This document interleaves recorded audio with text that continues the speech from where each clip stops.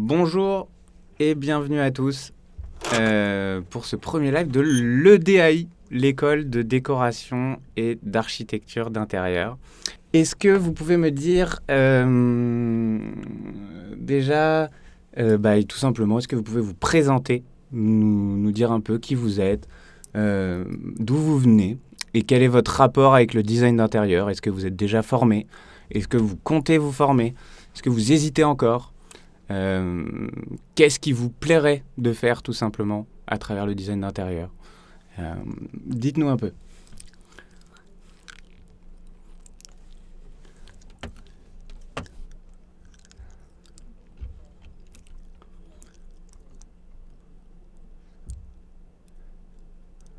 Super, je vois que le son est rétabli.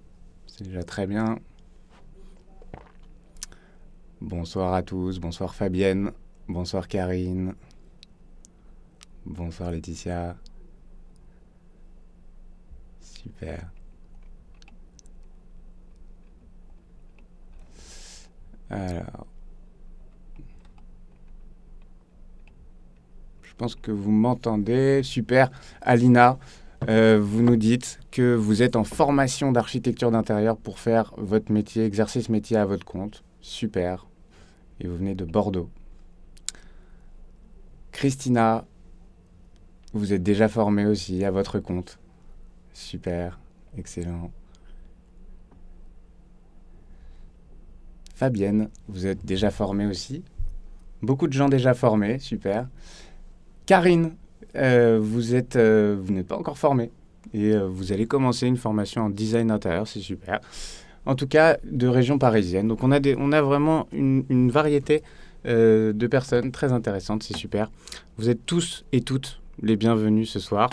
Ce live s'adresse à vous tous, bien entendu, et on va pouvoir démarrer. Alors, juste un petit mot avant d'attaquer, pour vous dire 2-3 mots sur l'EDAI, l'école de décoration et d'architecture d'intérieur. Qui sommes-nous, en fait? Nous sommes une école du groupe Cartesia Éducation. Cartesia Éducation est un groupe spécialisé dans la formation, dans l'éducation et dans la formation professionnelle depuis une quinzaine d'années.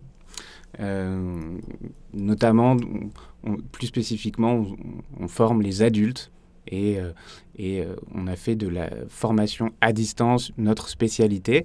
Alors, je précise en quelques mots ce qu'on entend par à distance.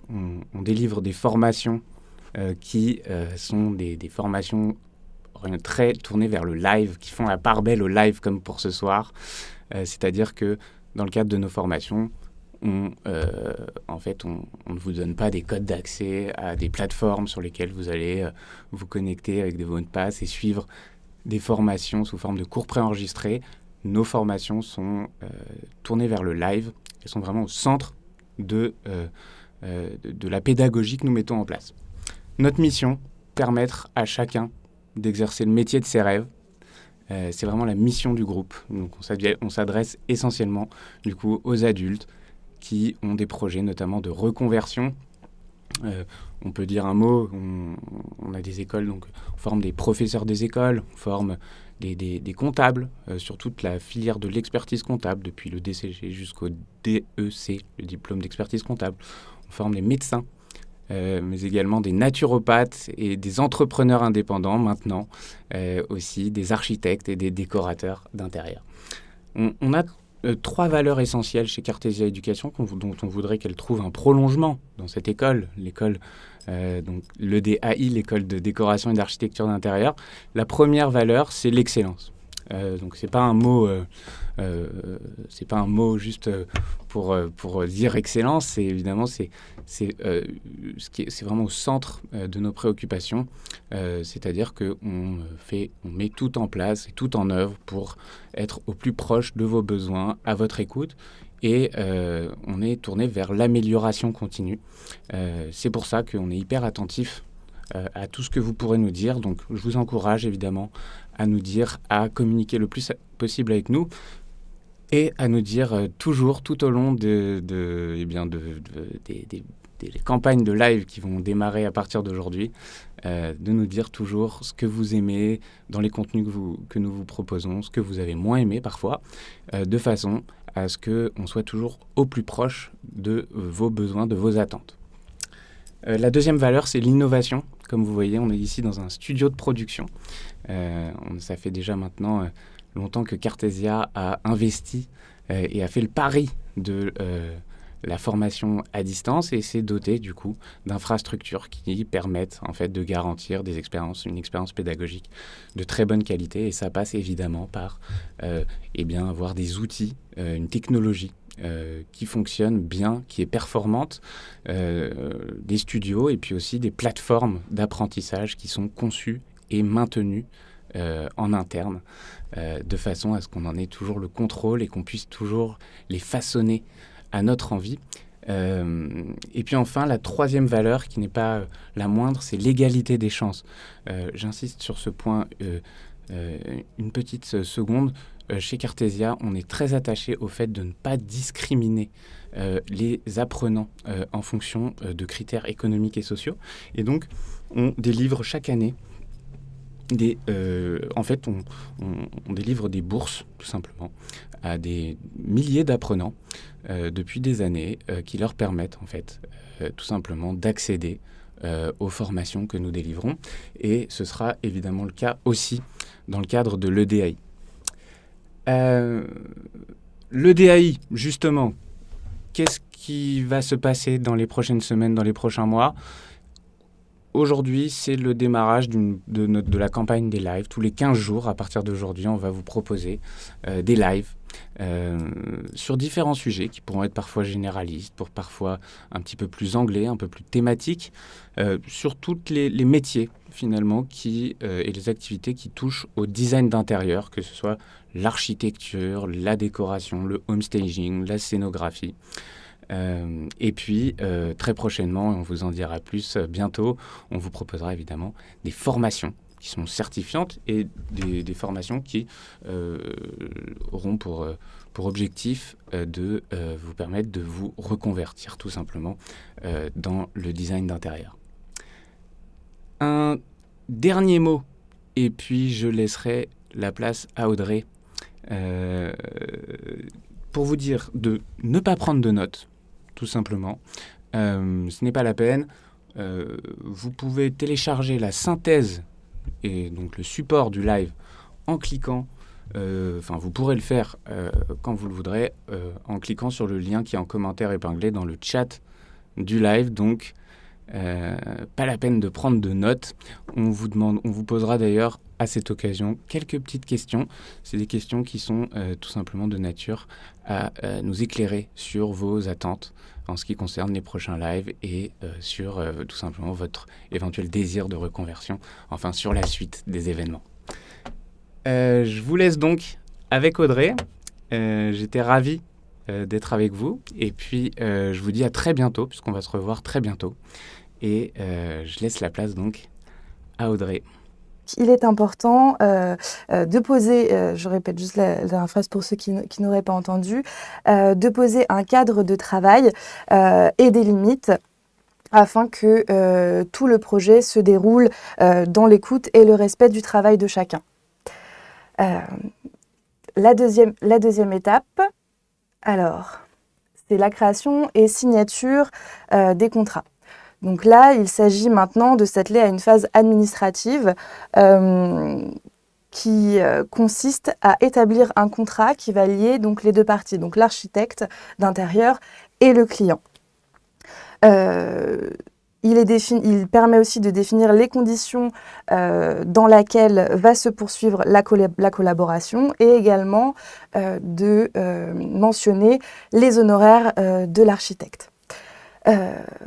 Donc, il existe deux manières récurrentes d'établir nos honoraires, donc régulièrement soit au forfait, soit au pourcentage.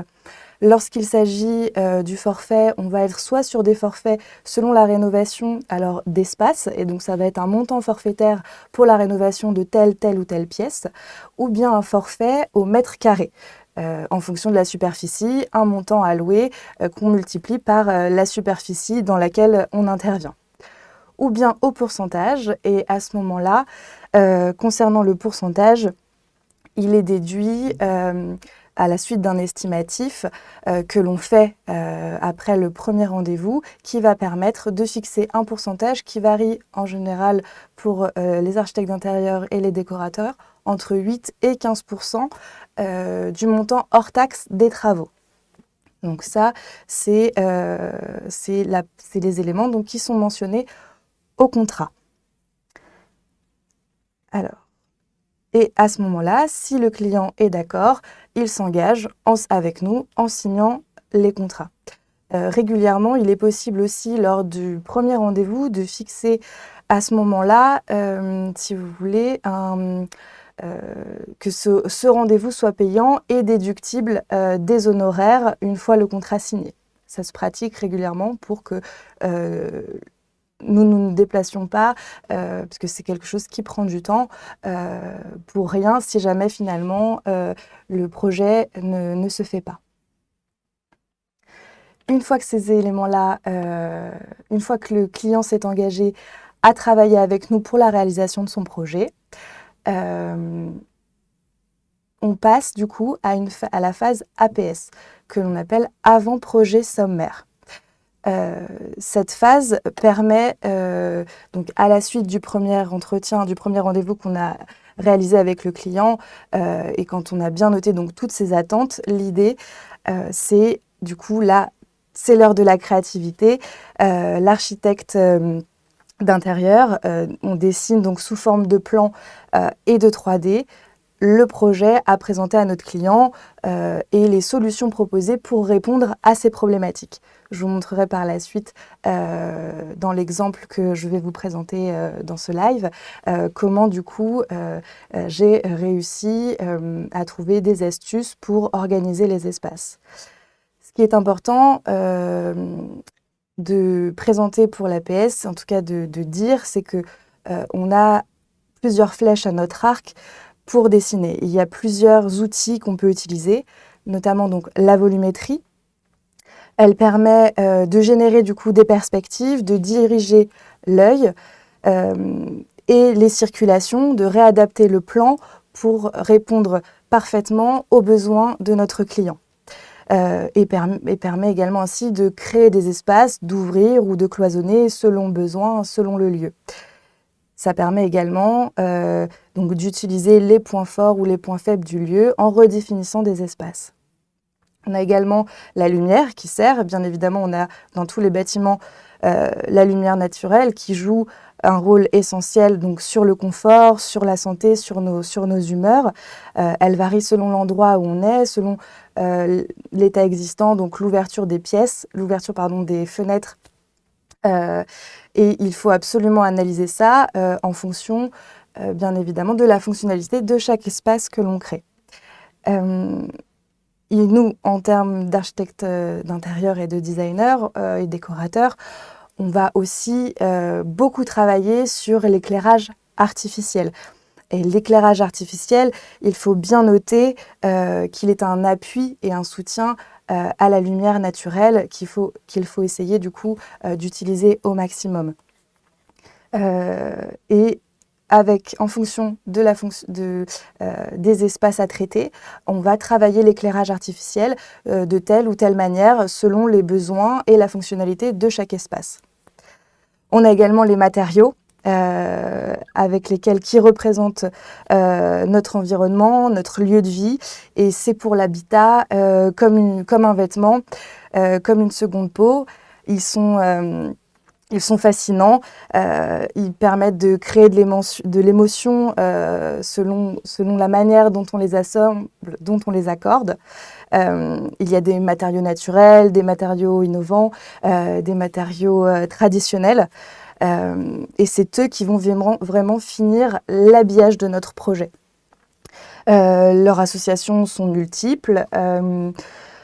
On a différentes manières de les utiliser afin d'avoir une juste lecture du projet. Donc après, on a bien évidemment d'autres d'autres outils, mais ce serait bien trop long de vous faire une liste exhaustive. Mais en tout cas, ces trois-là sont vraiment les outils qu'on utilise le plus dans le cadre de la conception d'un avant-projet, la conception de manière globale d'un projet de rénovation. C'est avec ces trois-là qu'on jongle pour donner une qualité à notre client et une approche sensible des espaces et un travail sur les volumes. Donc, une fois que tous ces éléments-là sont traités, pour l'APS, donc on va principalement travailler la mise en forme du dessin en 3D. Plutôt important à cette phase-là parce que régulièrement, dans le cadre d'un projet, il est difficile pour certains clients de lire un plan, ou enfin de se projeter dans le plan. C'est-à-dire que ça va être plus simple pour eux de sentir les volumes si on passe d'abord par l'outil 3D pour présenter l'esquisse, enfin l'APS, pour qu'ils puissent finalement valider les éléments et les solutions qu'on lui propose. Donc pour cette phase-là, il est préférable de travailler en volume pour une présentation.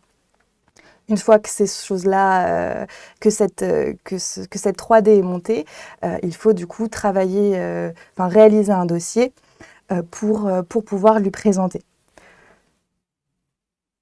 À ce moment-là, pour la présentation du projet, de la 3D et de la présentation de l'APS, il est préférable de reprendre un rendez-vous physique afin de vraiment...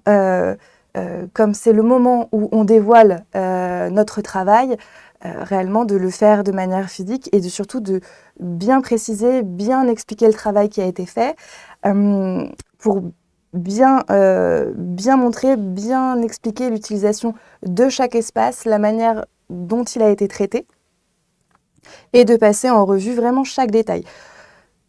Parce qu'à la suite de ça, il peut y avoir finalement des modifications et il faut pour la phase suivante que le client valide cet élément.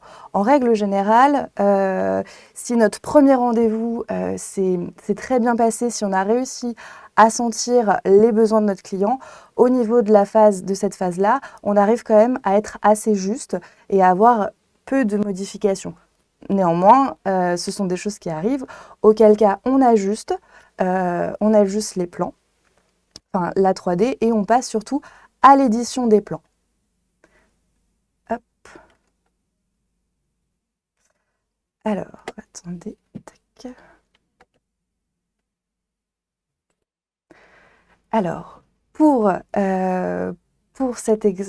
l'exemple, pour que vous permettre de mieux comprendre peut-être ce que j'essayais de vous expliquer, je vais vous présenter donc un projet sur lequel j'ai travaillé. Pour vous définir un petit peu le cahier des charges, il s'agit donc d'une famille, d'un couple avec un enfant. Donc c'est une maison de 110 mètres carrés. Donc là, je vous ai montré d'abord en plan pour que vous compreniez un petit peu les problématiques de l'espace.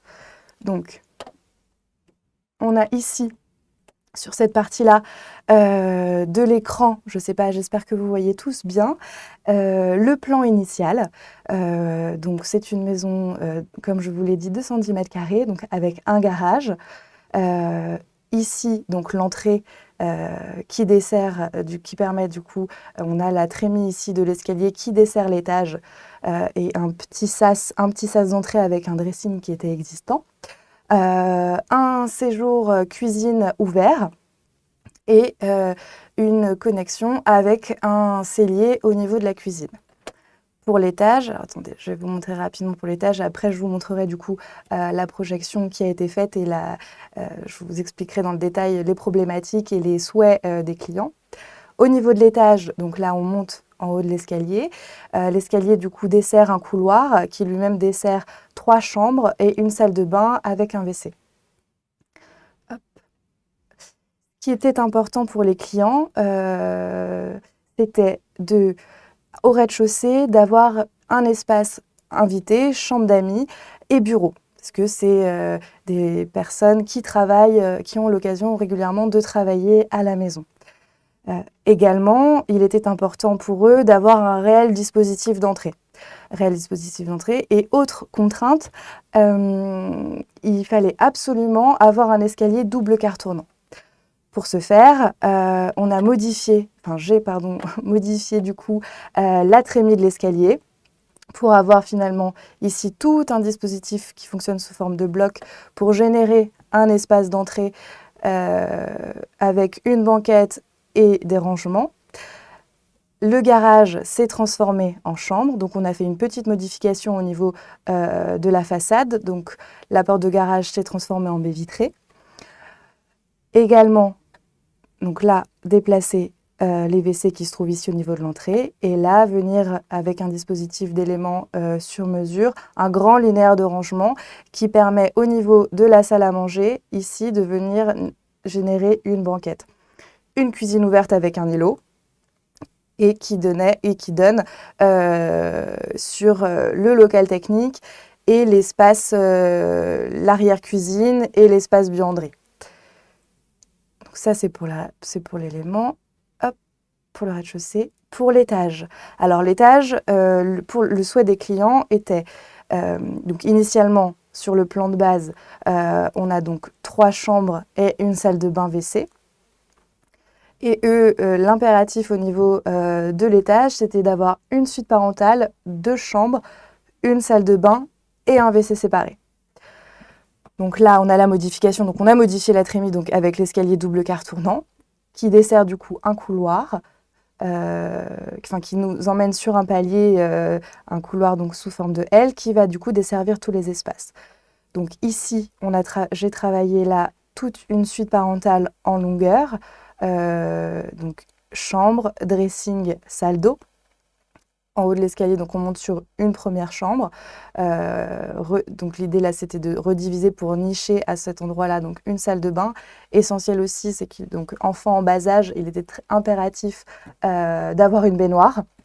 Donc c'est ce qu'on a réussi à faire ici, en venant là générer un décroché qui permet dans la chambre 1 d'avoir un dispositif de rangement et de venir nicher la baignoire.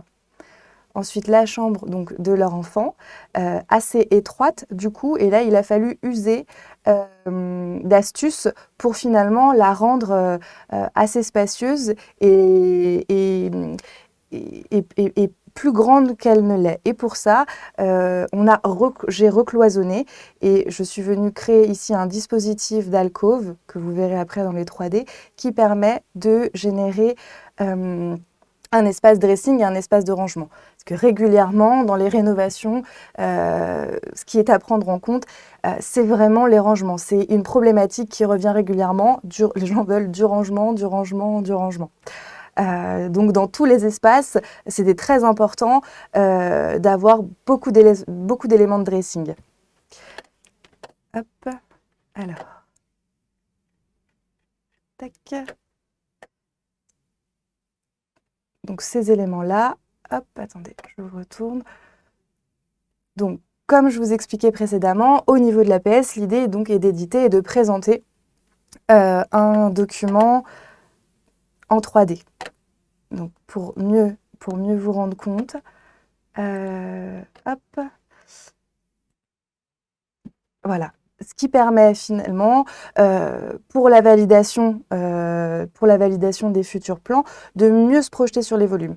Donc là, comme ce que je vous disais, ici, c'était de venir, à la place du garage, générer donc, une chambre. Les vues 3D permettent également aussi de faire une prévisualisation concernant les matériaux, les matières et les couleurs. Donc là, sur les chambres, en tout cas sur ce projet-là, on est parti sur une pose de parquet en chevron, pointe d'Hongrie. Donc là, on voit vraiment le nouvel agencement en volume pour permettre de mieux comprendre la circulation et les espaces et le recloisonnement qu'on a généré. Donc, comme ce que je vous disais, ce qu'on voyait en plan, donc ici un grand élément de rangement bas qui permet de venir générer une banquette au niveau ici de la salle à manger, une cuisine ouverte donnant sur le salon et un séjour salle à manger traversant qui du coup est baigné de lumière. Cet endroit-là. Au niveau de l'étage, donc pareil, l'idée c'est donc d'avoir une pardon, excusez-moi, une une- je change de mot, d'avoir un visuel donc vu du dessus qui permet vraiment aux personnes de se projeter et de prendre de la hauteur sur les espaces. C'est vraiment d'avoir un plan en 3D et des vues intérieures pour aussi se rendre compte des dispositifs. Donc là, on a un angle de vue qui se trouve au niveau de l'entrée. Ici, pour gagner encore en luminosité au niveau de l'entrée, une verrière avec une porte coulissante qui donne sur anciennement le garage et la chambre d'amis bureau qui vient d'être créée. Le dispositif de banquette, de rangement chaussures et de dressing sur le côté. Là, on peut voir ici la porte d'accès au WC du rez-de-chaussée. Une vue également pour essayer de donner de la profondeur et de voir comment les espaces s'articulent. Et pareil, une visualisation des couleurs et des matières. Donc là, une autre vue qui permet de voir l'organisation, la réalisation de la banquette. Alors, un autre angle de vue, vue côté salon, qui permet vraiment de sentir les espaces. Là, grâce à un filtre végétal, en tout cas, ça permettait de délimiter un petit peu les éléments au niveau de la banquette. Petite astuce déco. La vue du coup de la cuisine avec déjà donc les matières proposées, donc là une crédence en terrazzo, une cuisine avec plan de travail en chêne naturel et des des façades de cuisine bleues. Hop. Pareil donc que pour le rez-de-chaussée, la vue du premier étage en 3D qui permet pareil de voir ce que je vous expliquais tout à l'heure en plan. Donc ici la trémie et l'articulation des espaces. Donc là on voit bien au niveau de la chambre de l'enfant ce dont je vous parlais tout à l'heure, de recloisonner pour donner la sensation d'une chambre bien plus grande et pas si étroite qu'elle n'y paraît en termes, enfin en tout cas au niveau des cotations. Donc là c'était l'idée ici, je vous montrerai après, donc de générer une estrade sur mesure pour y nicher le lit et avoir le coin nu à cet endroit-là. De venir créer une alcôve, un dispositif pour y loger le dressing et d'avoir ici un espace de jeu pour l'enfant. La suite parentale, ici, donc les WC, là, en fait, on retrouve le même dispositif qu'en bas. La suite parentale, dressing et salle d'eau. Donc, là, pareil, donc là, une axonométrie qui permet de mieux sentir aussi les espaces, en tout cas surtout au niveau de la chambre de l'enfant. Vue intérieure aussi pour se projeter à hauteur d'œil. Là, dans l'autre sens, donc c'est ce que je vous disais, donc l'alcôve générée dans lequel se trouvent les dressings. Ici, une vue dans l'autre sens. Là, une vue des WC de l'étage et des couleurs utilisées, du terracotta et un meuble sur mesure en plaqué chêne, enfin MDF plaqué chêne. Ici, le dispositif, la suite parentale et le dispositif au niveau de la tête de lit où là, à moindre coût, ça nous a permis de générer un cadre plutôt intéressant juste avec de la couleur et de souligner avec une étagère. Hop. Là, la salle de bain. Là, la salle de bain de la suite parentale, la salle d'eau. Ici, avec un angle de l'autre côté. Donc voilà pour la phase en tout cas APS, qui est donc la troisième phase que je considère être la troisième phase pour la réalisation d'un projet. Et c'est l'heure des questions. Si vous en avez, du coup, je suis toute oui et là pour y répondre. Alors, hop, tac, aperçu, alors, ça met un petit peu de temps à arriver. Alors, les questions, commentaires, questions ou commentaires, hein, d'ailleurs.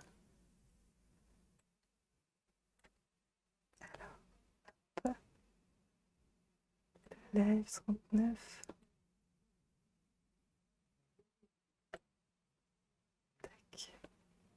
Est-ce que vous m'entendez bien? Est-ce que cette partie-là a bien été comprise concernant l'avant-projet sommaire? Est-ce qu'il y a des éléments qui pour vous sont clairs ou qui vous posent interrogation concernant cette partie-là?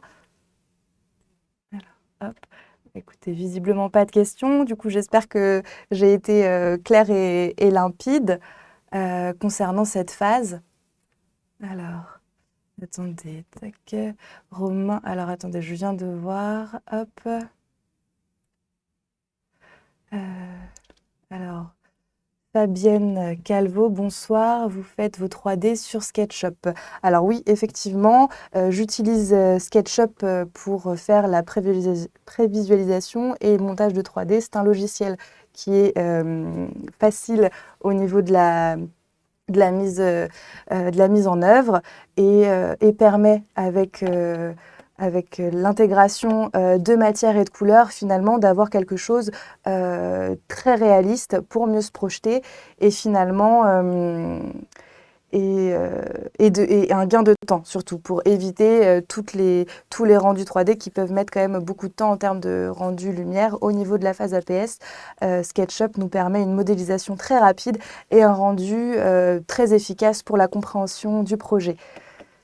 Alors, ah oui, alors d'autres questions. Alors attendez, je regarde. Alors, Karine Jouvin, les plans sont faits sur quel support? Alors concernant les plans, j'utilise le logiciel AutoCAD. J'ai jamais changé de logiciel. J'évolue avec ce logiciel depuis 8 ans et j'ai fait toute ma formation en 5 ans avec ce logiciel. Et il permet une précision et une qualité de tracé que j'ai pas retrouvée en tout cas sur d'autres logiciels. Donc voilà. Alors, vous faites ensuite des rendus plus réalistes à l'aide de Véret. Alors, Fabienne Calvo toujours, pardon. Vous faites ensuite des rendus plus réalistes à l'aide de Véret ou autres. Alors, tout à fait. Je fais des rendus réalistes. Alors, pareil, ça dépend du projet. En règle générale, je vais m'atteler à faire une qualité de rendu visuel sur des projets...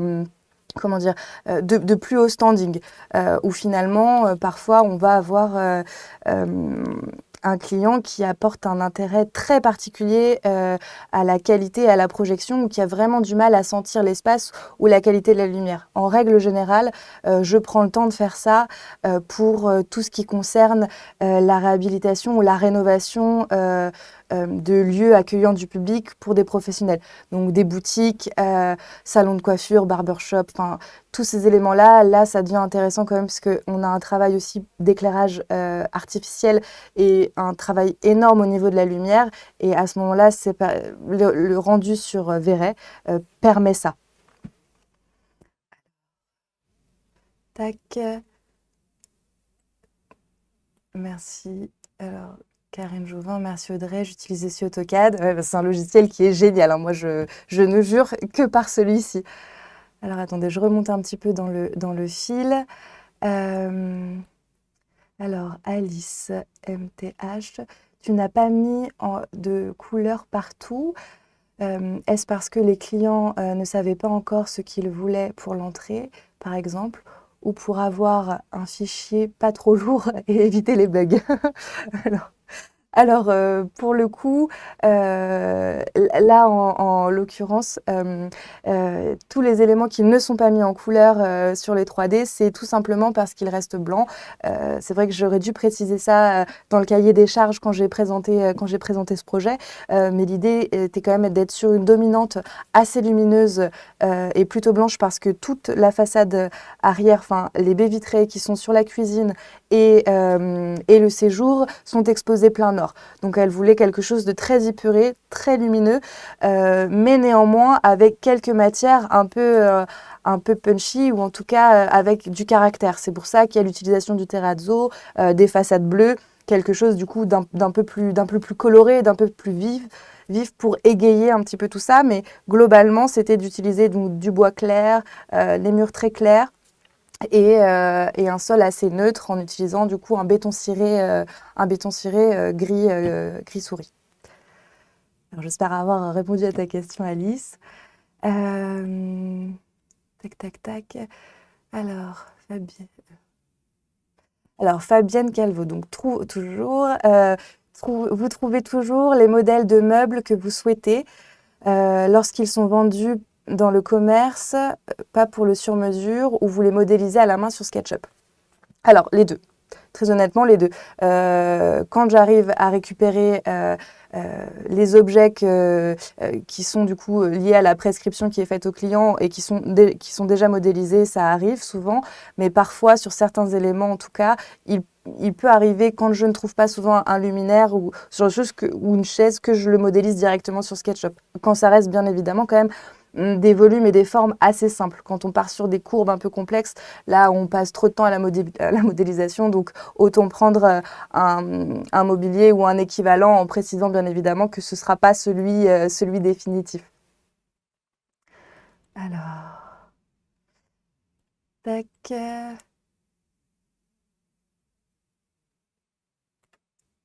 Alors, Christina Lopez, merci. Vous faites toujours une seule proposition d'implantation et d'agencement.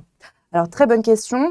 C'est vrai que je ne vous en ai pas parlé tout à l'heure, mais il est souvent, en tout cas dans le cadre de l'APS, il est préférable de faire quand même 1 à 2 propositions. Alors, sauf si, en fonction du brief qu'on a fait lors du premier rendez-vous avec le client, de ses attentes, des contraintes du lieu, finalement, on arrive à dégager une seule proposition réellement pertinente. Mais en règle générale, c'est vrai qu'on présente 1 à 2 propositions. Pas tellement plus, parce que sinon on peut très vite perdre notre client parce que ça devient trop compliqué. Mais 2 propositions, c'est plutôt mieux. Et parfois même lors de la présentation, il peut arriver soit que vraiment une proposition prenne le pas sur l'autre, prenne le lead, ou bien ce qui arrive régulièrement, c'est de faire un mix des deux. Un mix des 2 propositions. Il y a des éléments qu'on pioche sur une et des éléments qu'on pioche sur l'autre. Et à ce moment-là, on réadapte et on assemble les deux et on a notre projet définitif. Excellente question. Alors, bonsoir. Alors, Marie Tournel, bonsoir. Combien vous facturez vos vues 3D, s'il vous plaît? Ou bien au forfait, ou bien inclus dans le pourcentage? Alors, les présentations 3D, elles ne sont pas dissociées. Ça fait partie de la prestation globale. C'est-à-dire que, disons que dans le cadre du devis qui est établi, la phase APS, qui est du coup, alors selon les clients, ça m'arrive de jongler entre le pourcentage et le forfait, mais les 3D sont incluses. Elles ne sont pas dissociées. Parce que pour la bonne présentation du projet, pour la phase APS, je passe toujours par la présentation du projet ou des propositions par la 3D. Donc j'espère avoir répondu. Et après, effectivement, il peut arriver aussi qu'on soit sollicité finalement par un client pour ne pas faire de rénovation complète. Et à ce moment-là, il pioche, ou être juste sollicité pour faire des 3D, des rendus 3D. Et là, auquel cas, on a tous les prix, ça varie. Hein, on peut être à 300 € la vue, comme 500 € 5 vues. Là, c'est vrai que pour ça, ça dépend. Dans ce cas-là, il faut calculer réellement, arriver à juger la qualité du visuel et le temps passé surtout, estimer le coût de son temps passé sur chaque visuel. Donc voilà. Alors, j'espère que j'appelle correctement son nom. Bordeano Alina. En tant qu'architecte d'intérieur, vous pouvez casser des murs ou vous sous-traitez cela à un architecte. Alors, en tant qu'architecte d'intérieur, on peut bien évidemment démolir. Enfin, il y a toute une phase de démolition quand on réagence un espace. La seule chose à prendre en compte, c'est que si jamais on touche à un mur qui est porteur, à ce moment-là, il faut se faire accompagner et informer les clients qu'il va falloir passer par un bureau d'études structure, donc un ingénieur structure.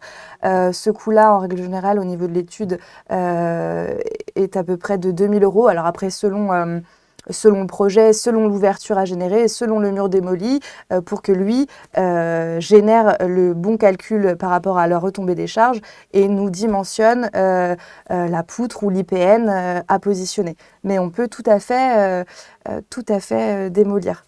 C'est d'ailleurs ce qu'on fait principalement en règle générale quand on intervient dans un lieu avec le rendez-vous. On veut tout péter et l'idée, c'est de vraiment repartir à nu. Alors, en garde, bien évidemment, en étant assez raisonnable et puis selon le budget de nos clients et ses attentes. Mais on casse, très honnêtement, on casse beaucoup.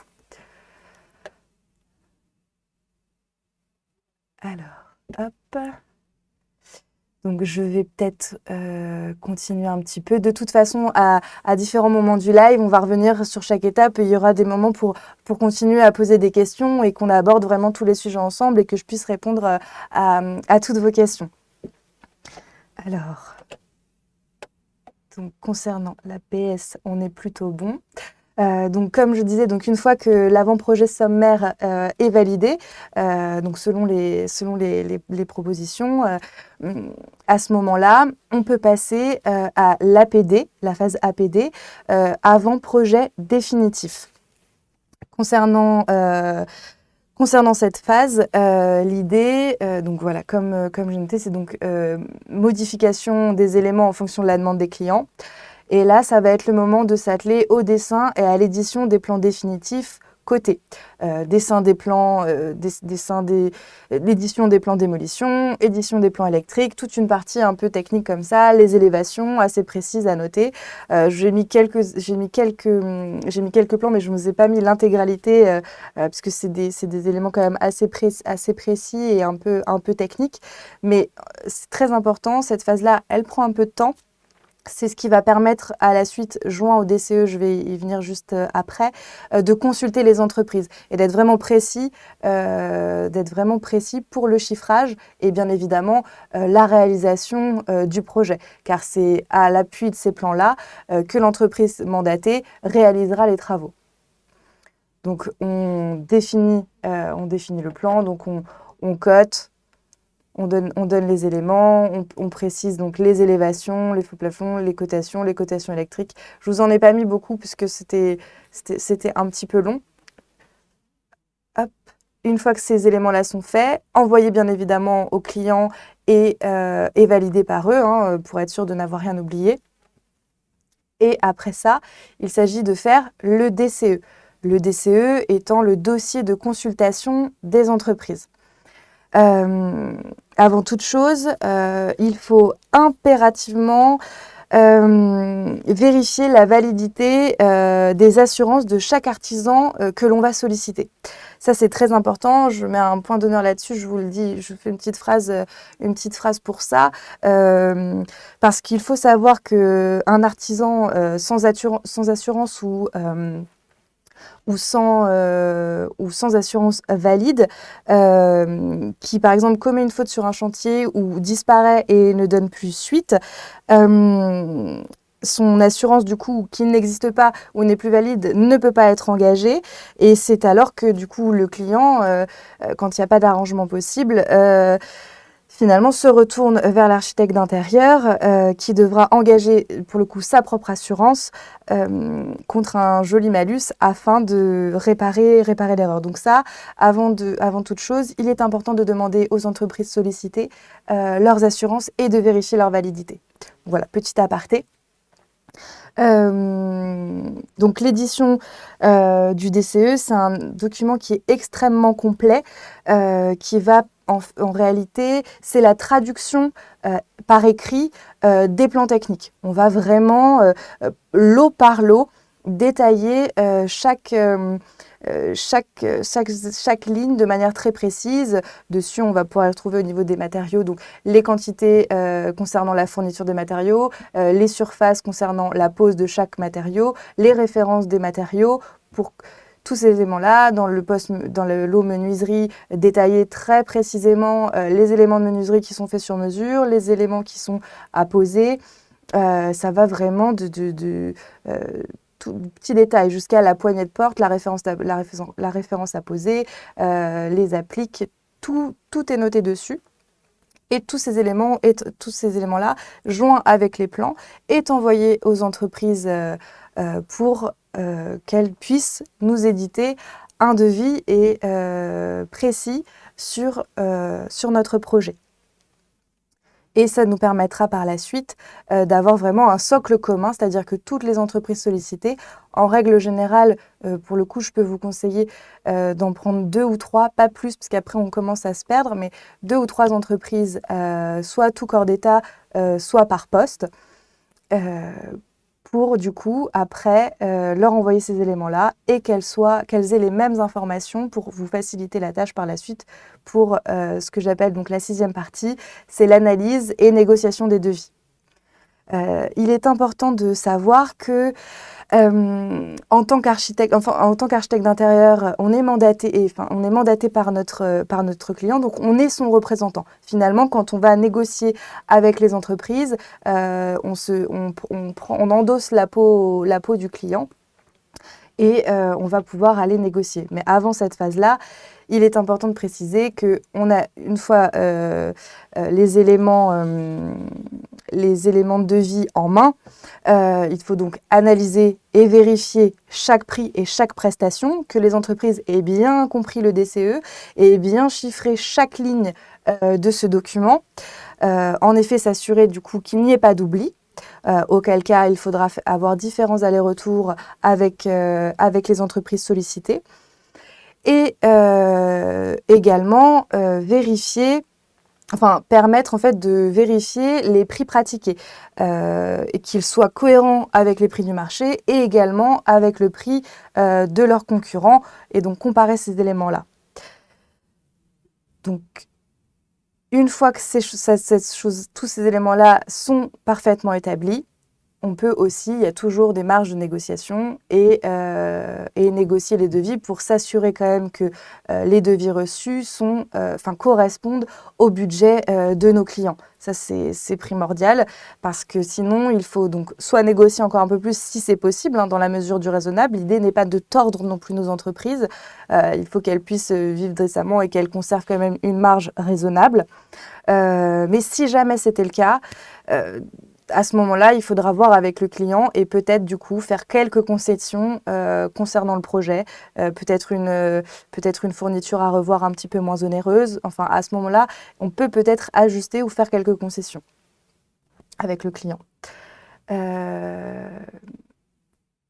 Une fois que cette phase-là est faite, la signature, donc une étape, donc la signature des devis.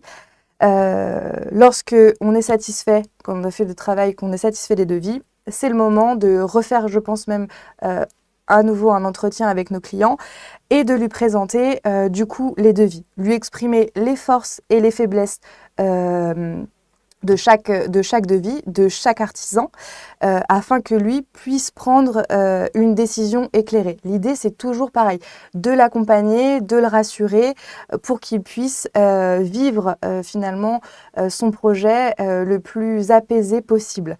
Parce que c'est quand même quelque chose, il faut le rappeler, qui est très stressant.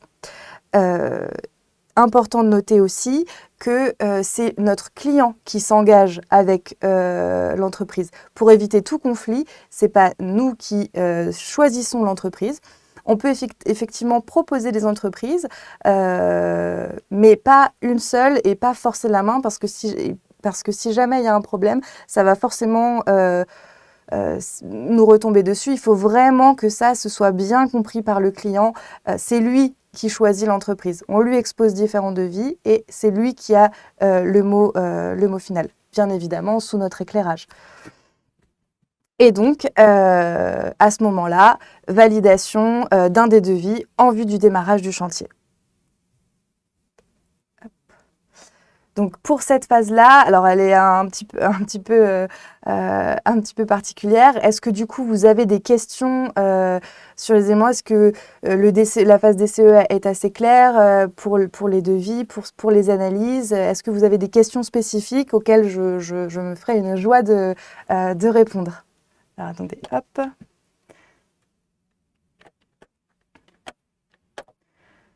Alors. Tac. Karine Jouvin, auprès de quel assureur avez-vous souscrit votre décennale? Quel est son coût annuel? Alors c'est une question un petit peu en avance. J'allais vous parler après justement des assurances, mais me concernant, je suis à la MAF, Mutuelle des architectes français, Euromaf pour être plus précise, qui est du coup la mutuelle des architectes pour les architectes d'intérieur. Et son coût annuel, ça fonctionne, je vous préciserai ça par la suite, c'est un forfait de 900 € et après c'est un pourcentage.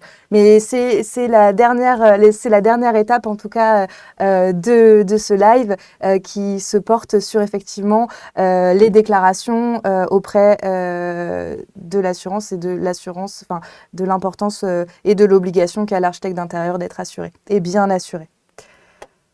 Alors, attendez, je relis. Alors,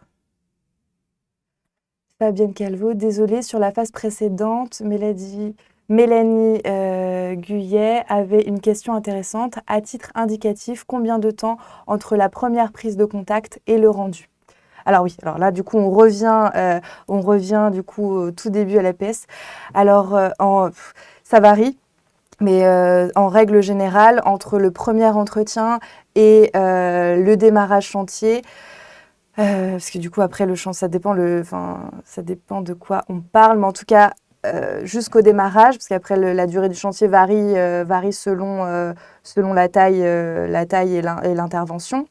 Mais disons qu'entre le premier rendez-vous et le démarrage du chantier, enfin en tout cas la phase du DCE, ça peut être plus rapide selon certains cas, mais en moyenne, si vous avez donc une quantité de travail assez importante et vous jonglez entre plusieurs projets, il faut compter quand même un minimum de 2 mois.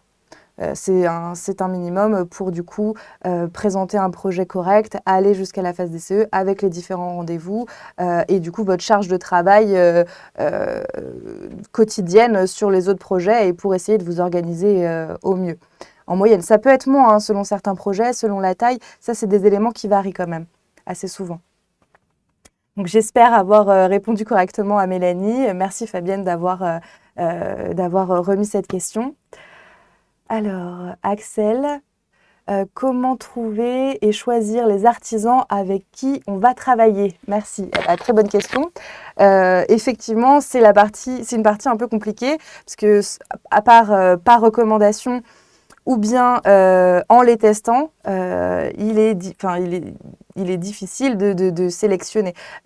Sur certains projets, il arrive aussi régulièrement que les clients aient une personne de confiance avec laquelle elles veulent travailler. Et à ce moment-là, elle l'a choisi et elle vous impose de travailler avec cette entreprise. Et en règle générale, c'est plutôt intéressant parce que si ça se passe bien, du coup, c'est un contact que vous gardez et vous étoffez du coup votre carnet d'adresses concernant les entreprises à solliciter quand finalement les clients n'ont pas d'entreprise sous la main et qu'il faut leur présenter des entreprises qualifiées et de confiance. Donc ça vient un peu sur le tard. Et si je peux donner plutôt un conseil pour choisir une entreprise que vous ne connaissez pas et qui ne vous est pas forcément recommandée par quelqu'un, et même quand c'est le cas qu'elle vous est recommandée, c'est de visiter leur chantier pour voir leur réalisation. Arriver du coup à jauger aussi la personne que vous avez en face de vous, votre interlocuteur, si c'est quelqu'un d'assez réactif, s'il est facilement joignable, si vous sentez que vous pouvez être en confiance avec cette personne, si techniquement elle vous semble cohérente, s'il y a aussi un feeling qui passe entre vous, et surtout analyser des projets qu'il a déjà réalisés pour voir si la qualité des prestations correspond à ce que vous souhaitez et à ce que votre client souhaite. Donc j'espère qu'Axel avoir bien répondu à la question. Alors, ensuite, Sébastien Garret, bonjour, j'ai 2 questions s'il vous plaît. Comment vérifiez-vous concrètement la validité des assurances des entreprises? Première question, comment faites-vous un préchiffrage lors de la proposition 3D? Peut-être à peu près sûr que les devis... Alors, attendez, voir plus. Peut-être à peu près sûr que les devis rentreront dans le budget du client. Alors... concernant la première question, Sébastien, donc la validité, comment vérifier la validité des entreprises? Très simple. Quand on sollicite l'entreprise et avec le DCE, le dossier de consultation, en retour, de toute manière, ne pas présenter le devis tant que cette entreprise n'a pas envoyé son attestation d'assurance à jour. Donc ça, c'est la première partie. Et la deuxième partie, bien évidemment, appeler l'assurance pour vérifier la validité et que l'attestation d'assurance est bien valide et valable. Ça, c'est pour la première question.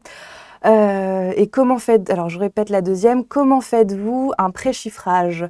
Alors ça, c'est simple, lors du premier rendez-vous.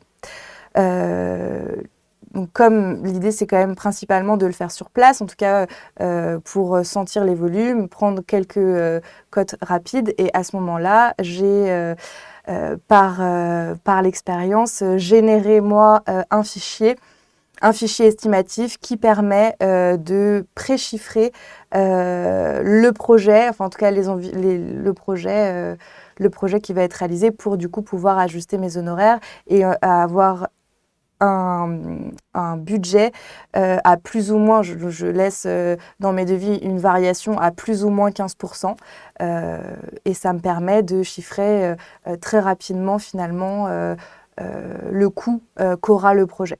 Et en règle générale, c'est assez juste. Donc, je ne sais pas si j'ai bien répondu, j'espère que oui. Mais pour ça, en tout cas, voilà, c'est un fichier Excel. Et au fur et à mesure de mon expérience, j'ai rentré ligne par ligne les coûts.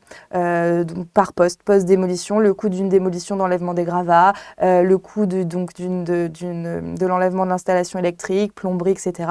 Et c'est des cases, en fait, que je rentre pour avoir à la fin un prix, un budget global avec les différentes prestations, ce qui permet aussi au client de visualiser les étapes par lesquelles on va passer pour la réalisation de son projet. Donc voilà, alors... Romy, bonjour. Serait-il possible d'avoir un exemple de DCE pour ce live? Alors pour cela, désolée Romy, j'ai pas les documents, mais effectivement c'est une bonne question. Ça peut être pour le coup, si c'est quelque chose qui intéresse en tout cas plusieurs personnes, de peut-être organiser un live qui serait pour le coup beaucoup plus technique et vraiment axé sur l'édition d'un DCE, parce que je sais que c'est quelque chose qui est pas évident et souvent avoir un exemple bien spécifique, ça permet d'avoir les bons éléments et les bons outils pour travailler, parce qu'il faut bien évidemment noter les normes. Il y a des éléments à noter dans le DCE, mais pourquoi pas? Enfin, en tout cas, là je ne peux pas, mais ça peut être une idée plutôt intéressante. Je me le note. Alors, qu'a-t-elle? Avec quel logiciel faites-vous vos plans techniques? Élévation, plan électrique. Alors, j'ai répondu tout à l'heure, effectivement, c'est bien AutoCAD. C'est le logiciel que j'utilise et que j'adore. Et je ne me vois pas du tout passer par un autre logiciel. Alors, merci. Alors, Sébastien, merci. Quand on débute, on peut trouver un exemple de fichier Excel quelque part. Alors, très bonne question. Moi, j'en ai pas trouvé. Je l'ai vraiment constitué de toutes pièces, à l'aide, bien évidemment, également de devis d'entreprise pour connaître aussi leurs coûts, parce qu'on peut répertorier une fois qu'on a certains devis. C'est grâce à ça que finalement, j'ai créé mon fichier pour pouvoir estimer avant et ne pas être dépendante finalement du devis des entreprises. Parce que j'aurais dû peut-être être aussi un petit peu plus précise, excusez-moi, lors du premier rendez-vous, mais régulièrement, on peut quand même annoncer un prix au mètre carré de rénovation à nos clients, qui est assez large, parce que ça dépend, c'est assez flou, mais grosso modo, en tout cas à Paris, pour une rénovation complète de qualité, on sera plutôt sur 1 800 € à 2 000 € hors taxe. Par mètre carré. Pour une rénovation très sommaire, on sera autour de 1005. Mais bon, après, ces montants-là, ce qui est embêtant, c'est pour ça que j'ai fait ce document-là, c'est que c'est pas assez précis, c'est beaucoup trop vaste et il y a beaucoup trop d'autres paramètres à prendre en compte. Mais ça permet quand même de donner une moyenne. Grosso modo, sur Paris et région parisienne, en termes de rénovation de qualité et parfois des rénovations plus sommaires, on est sur ces travaux-là, pour des réfections totales. Donc, je ne sais pas si j'ai bien répondu, Sébastien, mais en tout cas, dans un premier temps, ça peut aider le temps de se constituer un document un peu plus précis pour aider à avoir un estimatif clair qui va permettre de générer finalement le contrat et nos honoraires.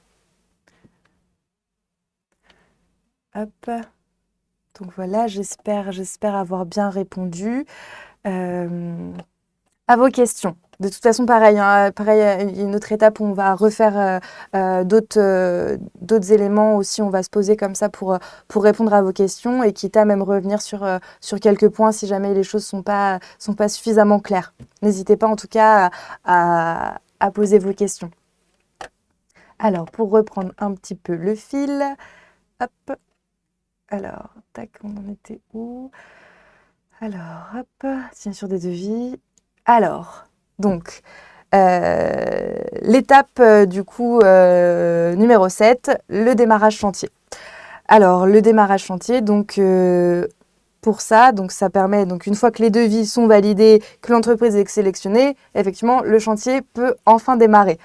Ce qui est important pour le démarrage du chantier, c'est d'organiser quand même une réunion de pré-chantier afin de présenter les entreprises si jamais il y a plusieurs corps d'État qui interviennent et qu'on ne passe pas par une entreprise tout corps d'État.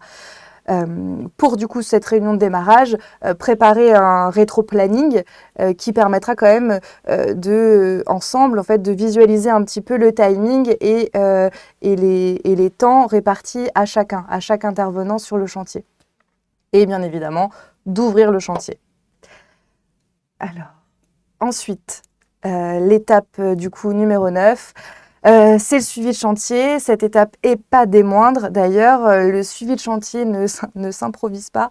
Il exige pour le coup, des compétences telles que la planification et l'organisation et ne peut se faire sans l'application d'une certaine méthodologie.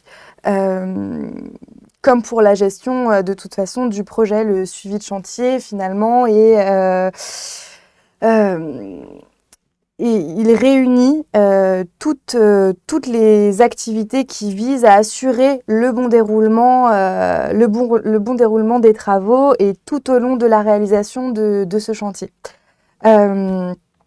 Il consiste notamment à vérifier que le cahier des charges est bien respecté, les dépenses sont respectées, les délais sont tenus, les normes environnementales et de sécurité sont respectées également sur le chantier, dont on a la responsabilité, d'établir aussi un planning de chantier et de communiquer avec les différentes parties prenantes. Donc, pour établir le planning de chantier, tout d'abord, c'est une étape importante qui permet de bien visualiser le déroulement du chantier et d'avoir une bonne exécution des opérations. Ce travail préparatoire en termes de planning va notamment servir à découper le travail en lots et échelonner les différentes tâches à effectuer.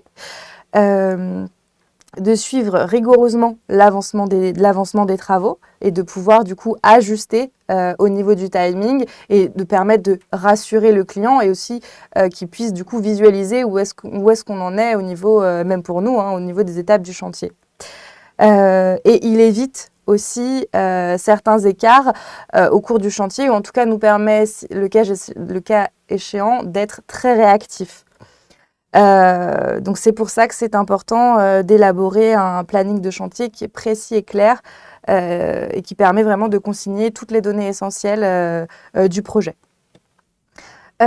Également, donc pour communiquer avec les différentes parties prenantes. Ça, c'est très important pour que vous viviez bien vous aussi le projet et surtout que le client également vive correctement cette étape qui est, il faut le rappeler quand même, assez stressante et puis surtout que le client n'a pas forcément l'expérience non plus du chantier et c'est quelque chose qui peut être quand même assez impressionnant. Donc pour ça, le suivi de chantier, on a une réunion hebdomadaire avec à l'issue un compte-rendu de chantier ou un PV de chantier, donc procès-verbal de chantier qui permet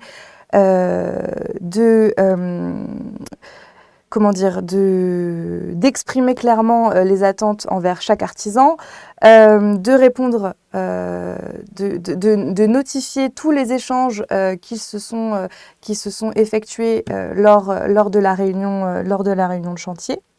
Et puis réunion essentielle, parce que ça permet, une fois par semaine, de répondre également aux questions que les artisans peuvent se poser. Il arrive aussi parfois que certains éléments sont mal compris et il faut du coup, c'est pour ça que c'est essentiel, de bien réajuster pour que le projet soit parfaitement exécuté et réalisé dans nos souhaits à nous et le souhait du client.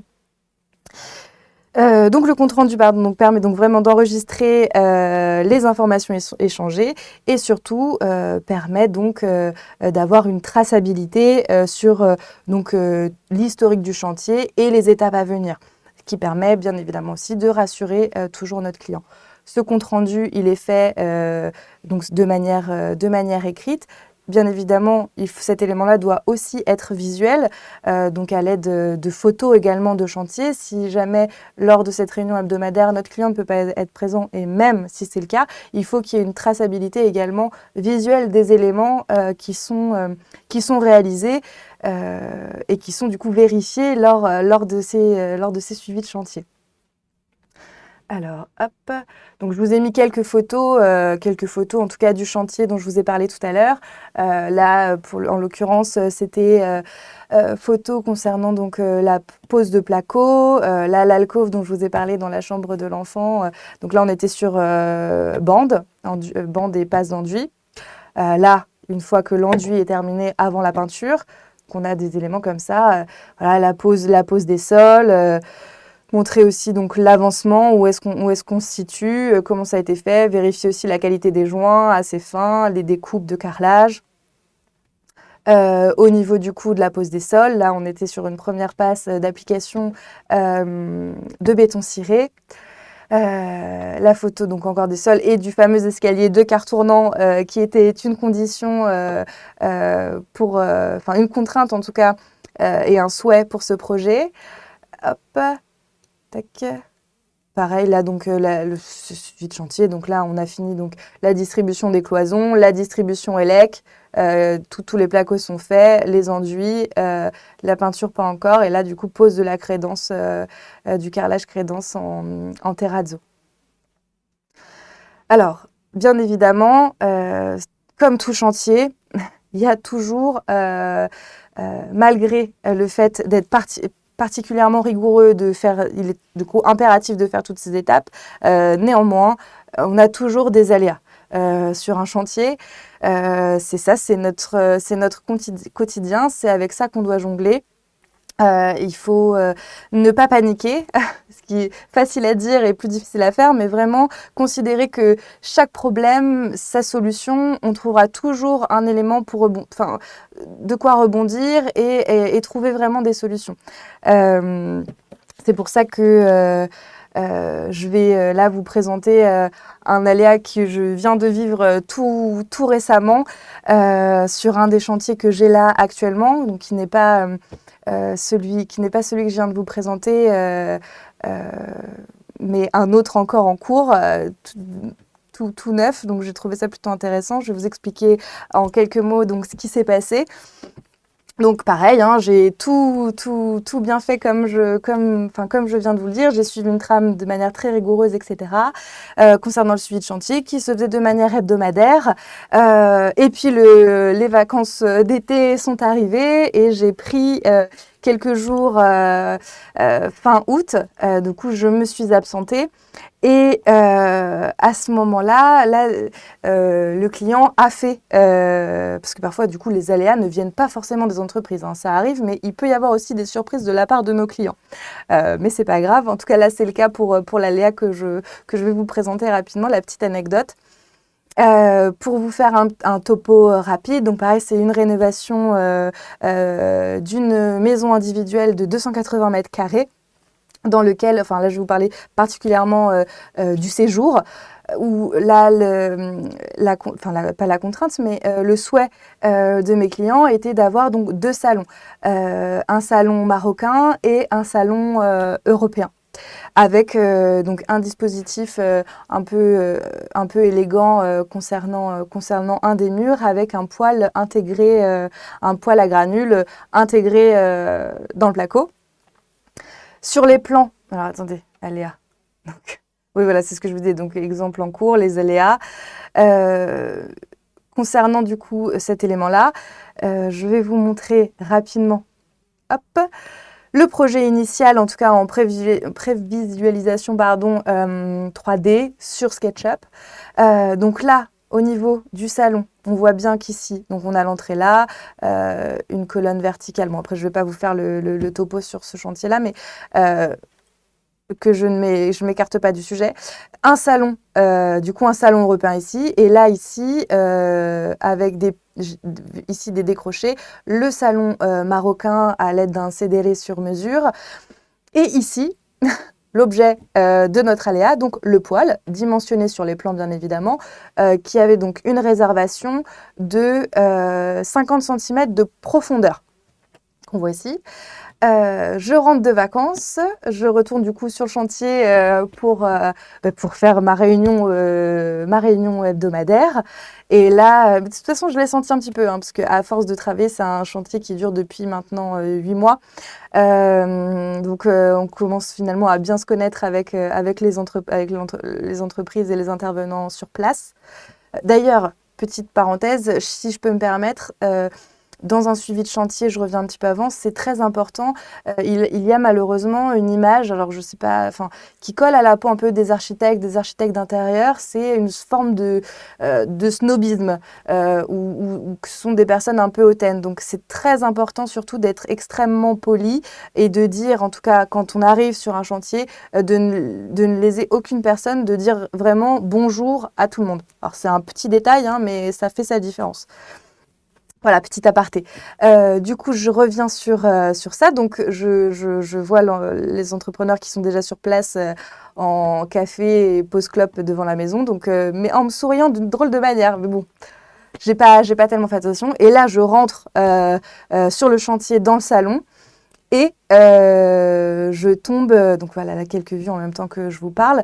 Je tombe sur le coffrage du poêle à granules. En réalité, mon client, pendant mon absence, a sélectionné un poêle à granules surdimensionné. C'est-à-dire qu'il n'a pas tenu compte des réservations et le fournisseur de poêles, pour le coup, n'a pas demandé les plans techniques à mon client et donc cette phase n'a pas été parfaitement gérée. Et je suis arrivée avec une espèce de un coffrage énorme.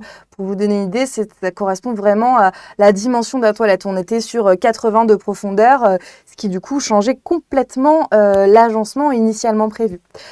Donc, petit moment de panique, mais on reprend ses esprits. Donc, à ce moment-là, ce que j'ai fait, c'est que j'ai contacté mon client pour voir avec lui déjà dans un premier temps, jauger un petit peu, lui expliquer le problème que l'on rencontrait, parce que pour lui, aucun changement, ça ne changeait absolument rien au dessin de plan initial en termes d'agencement.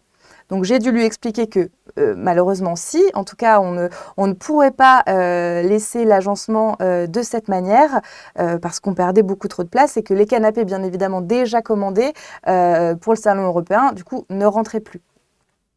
Donc je lui ai demandé si dans un premier temps on pouvait du coup renvoyer le poêle qui était déjà coffré. Donc il s'avère que cette possibilité-là n'était pas envisageable. Et donc le client m'a fait confiance. D'ailleurs c'est ce qu'il m'a dit, c'est ce qui m'a aussi donné un peu de motivation. Je te fais confiance Audrey, tu vas me trouver une solution pour me caler mes deux canapés. Donc à ce moment-là, je l'ai aussi un petit peu recadré. J'ai dit, écoute, on va repenser l'espace. Je vais retravailler dessus. Néanmoins, les deux canapés, je peux d'ores et déjà te dire que ça ne passera pas. Il va falloir qu'on recontacte le fournisseur pour en renvoyer un et se faire rembourser. Pour le coup, la suite de ça, c'est qu'on n'a pas pu se faire rembourser. Mais par contre, on a réussi à avoir un avoir et renvoyer le canapé. Tac. Et donc voilà. Là, c'est le projet modifié. Donc ici, une espèce d'énorme coffrage. Donc l'idée à ce moment-là, ça a été finalement donc de faire une concession sur les deux salons et de venir finalement lier le salon marocain avec le salon européen et de faire un grand salon en changeant donc les dimensions du CDR qui était sur mesure pour l'agrandir un petit peu parce qu'on avait ici, j'avais généré de quoi finalement l'intégrer et que les espaces soient bien délimités en termes de cloison. Et du coup, je l'ai rallongé pour venir vraiment s'aligner ici à la tête de cloison au niveau des cloisons des WC de l'entrée. Et je vais vous montrer par la suite. Et du coup, ici, ça m'a généré un vide que du coup, j'ai travaillé légèrement autrement. Donc là, comme ici, on avait du coup un no man's land au niveau de l'entrée, venir dessiner des petites tablettes sur mesure, et avoir un dispositif un petit peu élégant au niveau de l'entrée. Donc là, vous voyez bien, donc vraiment, là, on a une porte, c'est un poêle à granules d'hôtel. On est vraiment sur des dimensions très impressionnantes. Mais on a réussi à trouver une solution et il s'avère que finalement celle-ci est préférable à la première. Le client est d'autant plus satisfait et trouve finalement que c'est beaucoup mieux comme ça, beaucoup plus fluide. Et pour le coup, il est vrai que je suis plutôt d'accord avec lui. Le fait d'avoir fait la concession des 2 salons et de les réunir est quelque chose qui finalement est bénéfique au projet. Donc là, on voit ça. Hop. Donc ici, parce que dans l'autre proposition, là, on avait le CDR qui s'arrêtait ici et un petit renfoncement pour venir l'inicher. Et du coup, là, j'ai rallongé ici et du coup, je me suis servi de la réservation qui avait été faite initialement pour le CDR pour venir réaliser des niches sur mesure en placo, des niches un peu aléatoires qui permettent de donner un style plutôt chaleureux et une référence marocaine. Alors, donc la vue différentes vues du projet et du coup, voilà l'élément modifié. Ici, donc avec l'avoir, on a pu racheter un magnifique fauteuil qui trouvera sa place ici. Donc voilà. Donc voilà pour les aléas, mais l'issue on trouve toujours une issue favorable, ça finit toujours par bien se passer. Donc ça, c'est plutôt important. Il ne faut pas paniquer. Ça fait partie, les aléas font partie du suivi de chantier, font partie du chantier de manière générale. Pour du coup, l'avant-dernière étape, pardon, c'est donc, une fois que le chantier est terminé, c'est la réception du chantier. Donc après un bon suivi, une fois que le projet est terminé, là maintenant, il s'agit donc d'en faire la réception. Hop, donc différentes photos là, de menuiserie sur mesure. On fait ça en photo, sur les couleurs, etc. Là, je vous ai montré quelques exemples. Parce que ce qui est important pour la livraison et la réception du chantier, c'est donc au niveau de cette phase-là, elle est plutôt déterminante au niveau des travaux. Loin de se limiter au seul aboutissement du projet, c'est avant tout un temps décisif également, notamment pour l'application des garanties décennales et de l'assurance décennale et des garanties de parfait achèvement, etc. Pour protéger le client dans le temps. Donc la réception des travaux constitue également l'acte par lequel les travaux sont conformes à la fois au projet initial, au contrat signé avec les entreprises et également aux règles de l'art. À ce moment-là, le moindre détail compte. On fait une visite des lieux, on vérifie chaque élément pour être sûr que tout est bon. Donc après cette visite méthodique du chantier terminé, deux cas de figure sont envisageables. Alors, soit une réception de chantier avec réserve ou une réception de chantier sans réserve. Dans le cas de la réception sans réserve, à ce moment-là, c'est très simple. On édite un procès-verbal et on mentionne dans ce procès-verbal que le chantier est réceptionné, il est prononcé sans réserve. Dans le cas où, malheureusement, ce serait une réception avec réserve. Donc là, il y a également deux cas de figure. Soit un refus total de la réception. À ce moment-là, si on constate que les travaux sont inachevés ou non conformes, on peut refuser la réception de chantier. Dans ce cas de figure-là, ce qui est important de noter, c'est que si nos clients, par contre, n'ont pas le choix que d'emménager dans les lieux, il faudra notifier dans ce procès-verbal qu'on notifie que l'entrée des lieux ne vaut pas réception. Ça, c'est important de le mentionner. Et dans l'autre cas où, il y a une autre possibilité, quand on fait une réception avec réserve, à ce moment-là, il s'agit juste de lister, de mentionner dans le PV de réception, de lister tous les éléments, toutes les réserves en fait qu'on a à émettre sur le projet, tous les éléments à reprendre. Et là, à ce moment-là, on engage notre entreprise, l'entrepreneur en tout cas sur place, à définir, on s'engage sur un délai pour lever ces réserves. Et du coup, une fois que cet élément-là est fait, donc on signe ce PV avec réserve, on l'envoie en recommandé à l'entreprise.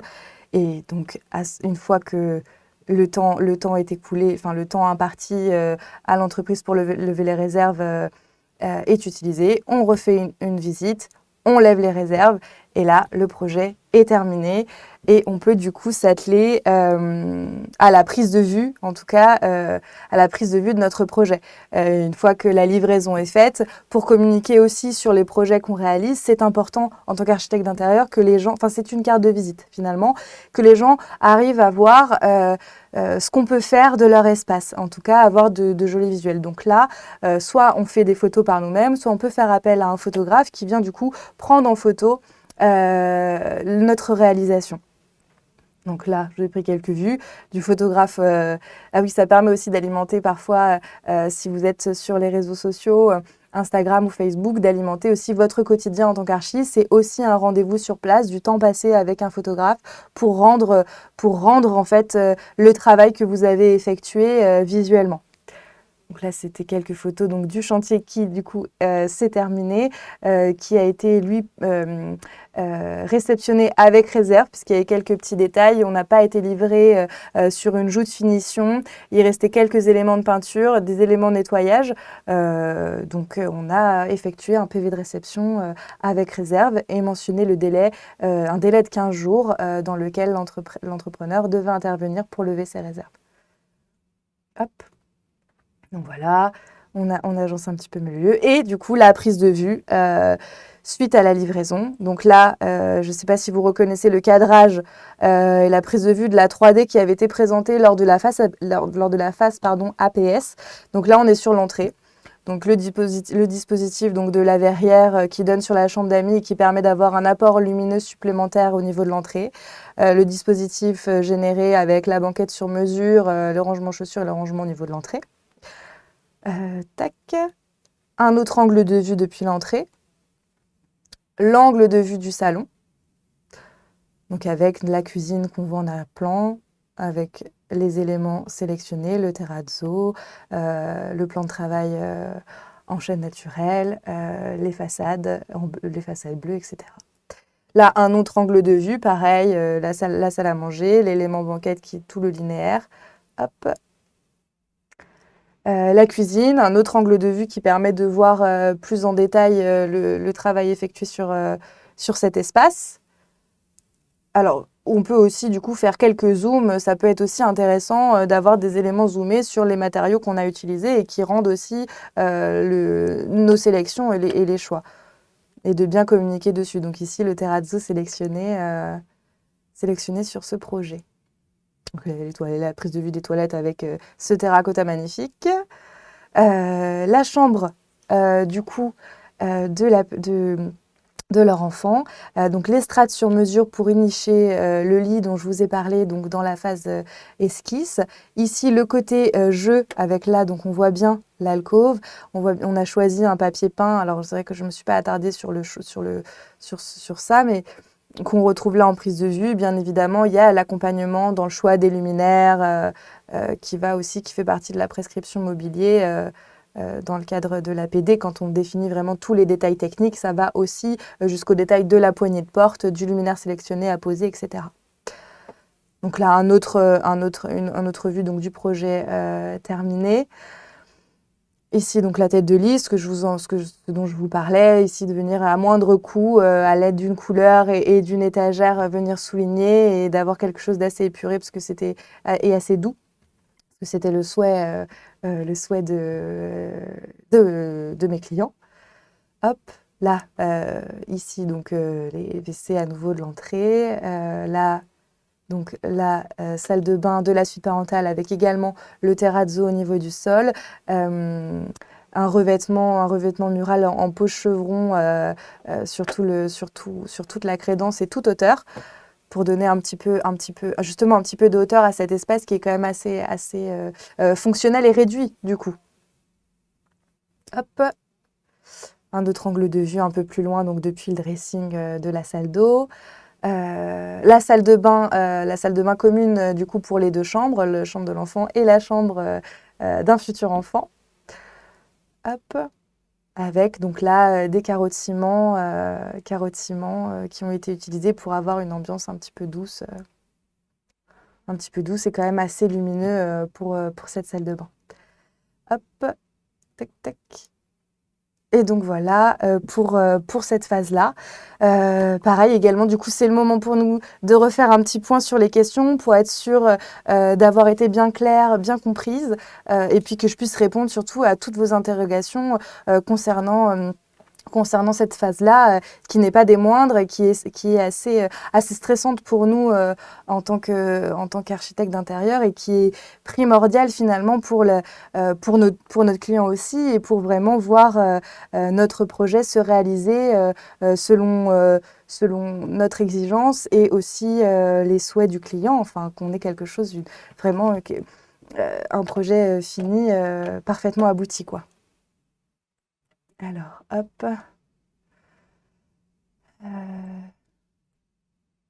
Alors, je regarde. Voir plus. Attendez. Je vois vos questions.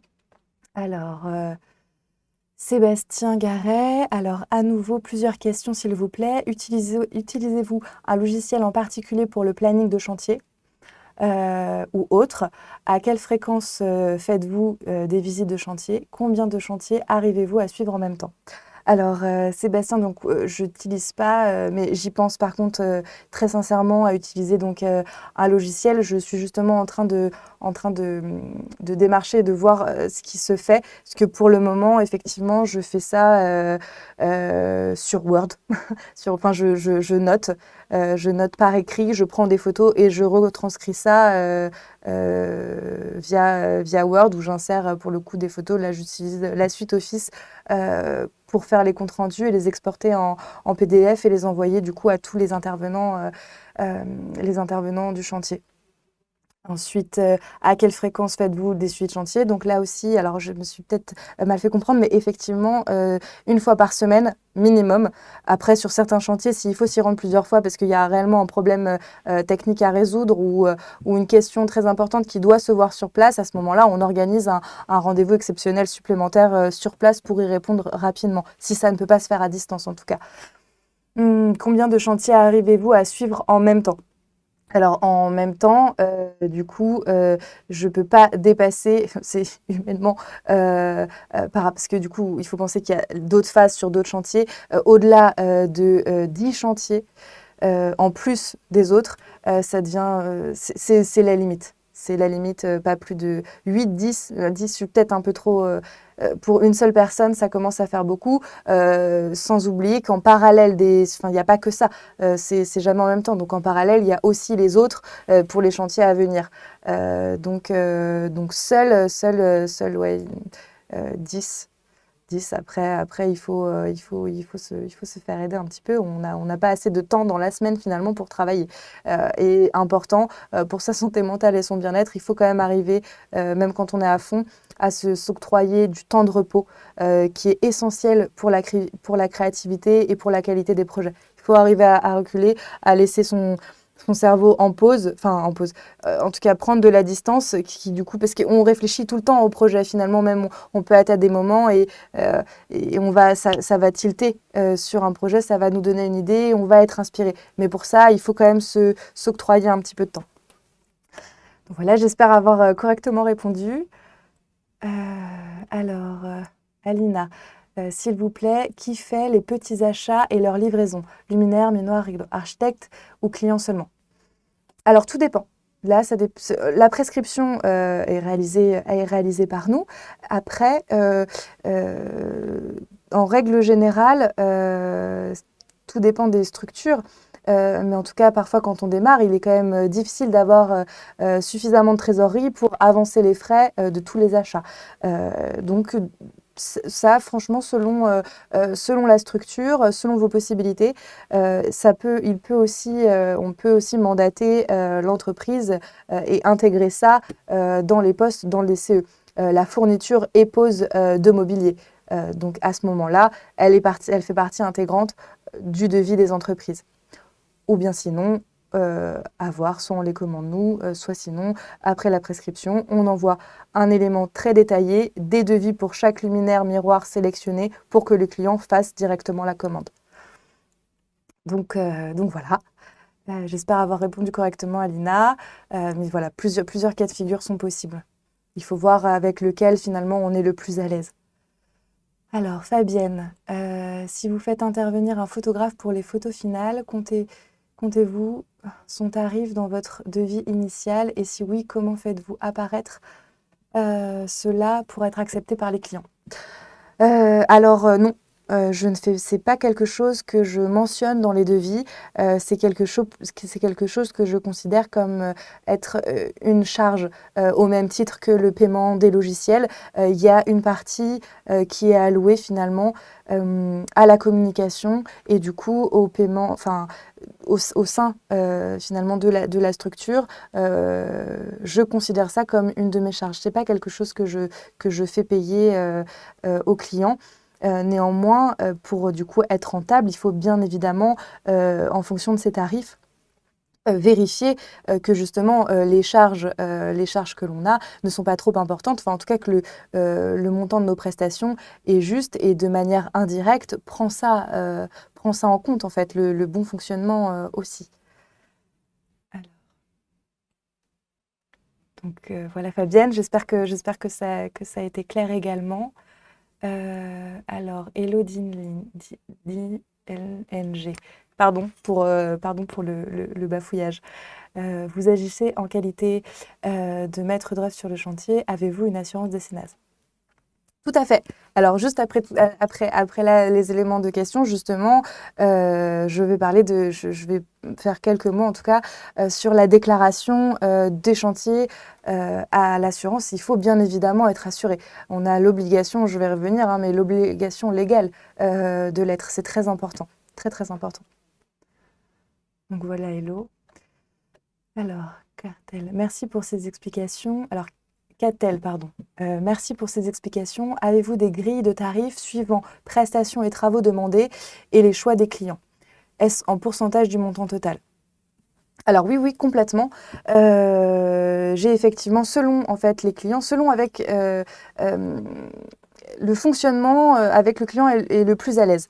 C'est ce que je disais un petit peu au début. Soit on fonctionne au pourcentage, c'est-à-dire que une fois le premier rendez-vous passé, l'analyse de la demande du client effectuée, la prise en compte du bien, du lieu d'intervention, on édite un devis estimatif, en tout cas des travaux. Et sur ce devis est mentionné, bien évidemment, le pourcentage qu'on décide d'appliquer pour le calcul de nos honoraires. C'est un pourcentage que l'on définit, qui est ce que je disais tout à l'heure, qui est aussi entre 8 et 15%. Selon les architectes, selon mes confrères, selon aussi l'ampleur du projet, qui est appliqué ce pourcentage-là au montant hors taxe des travaux. Enfin, en tout cas, dans un premier temps, de l'estimatif que l'on fait du projet et qui sera réactualisé une fois la phase des devis réalisée après les DCE et après l'entreprise sélectionnée. Et sinon, si le client n'est pas à l'aise avec le pourcentage, à ce moment-là, on peut passer du coup par un forfait. Et là, deux solutions, selon pareil l'ampleur du projet. Si c'est des petites rénovations sur des petits espaces, à ce moment-là, j'applique un tarif forfaitaire par pièce. Et sinon, pour le forfait, pour la mission complète, ce que je fais quand même principalement, à ce moment-là, c'est pareil, je réalise un forfait, un prix au mètre carré. Donc pour une rénovation complète, après à ajuster hein, selon la taille des biens, mais pour une mission de rénovation complète qui passe donc de l'esquisse à la livraison du chantier, à ce moment-là, je suis sur 150 € du mètre carré. Voilà. Alors pareil, j'espère que c'est assez précis, mais c'est le pourcentage, c'est le forfait en tout cas que j'ai déterminé pour les missions complètes, qui après, dans le devis, est détaillé hein, selon si on veut s'arrêter à telle ou telle phase, on peut s'arrêter à différents endroits. Donc chaque mission, chaque poste, APS, APD, DCE, APD, DCE et suivi de chantier est affilié finalement à un pourcentage de ce forfait-là au mètre carré. Donc j'espère avoir été claire là-dessus et ne pas avoir trop bafouillé en tout cas, mais que concernant les honoraires, c'est plutôt limpide pour vous, Catel. Hop. C'est ça. Alors. Alina, pardon. Excusez-moi. Qu'est-ce qu'on risque si on travaille avec logiciel sans licence comme AutoCAD ou autre, il y a des contrôles. Alors oui, enfin il y a des contrôles. Il peut y avoir des contrôles effectivement, mais à ce moment-là, en règle générale, c'est des contrôles sur des sociétés. Et là, on vérifie lors de ce genre de contrôle, il vérifie en fait par l'huissier, fait tous les projets qui ont été édités par des plans AutoCAD. Et si c'est le cas, il y a un rattrapage qui est fait. Après, j'ai jamais vu le cas, donc je peux peut-être pas tellement rentrer dans le détail là-dessus. Mais oui, comme toute fraude, il y a toujours un risque.